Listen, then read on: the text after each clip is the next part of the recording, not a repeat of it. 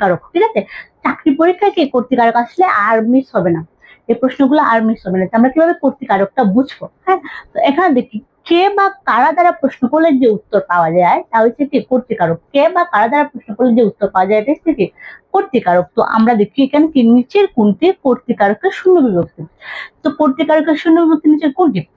আচ্ছা, এখন আমরা দেখি, আমি বলছি কি কে বা কারা দ্বারা প্রশ্ন করলে যে উত্তর পাওয়া যায়। এখানে দেখি ছাগল, কে কিনা খায়, এটা কোনো প্রশ্ন হইলো? কে কিনা খায়, এটা কি কোনো প্রশ্ন হইলো? কে কিনা খায়, কোনো প্রশ্ন হয়েছে না।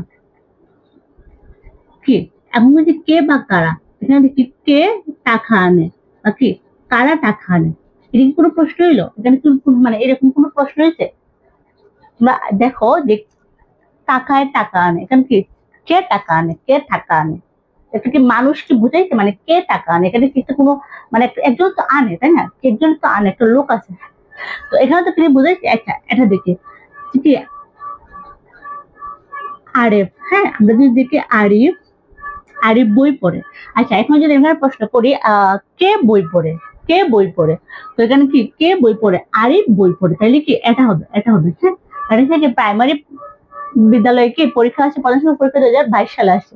তো কি বলছে কি যে কে বই পড়ে, সেখানে কি বলছে যে আরিফ বই পড়ে, কে বই পড়ে, আরিফ পড়ে। যদি কে বা কারা দ্বারা প্রশ্ন করে যে উত্তর পাওয়া যায়, তাহলে কি এখানে উত্তর পাওয়া গেছে না, আরিফ বই পড়ে, এটা উত্তর পাওয়া গেছে না, এটা পাওয়া গেছে।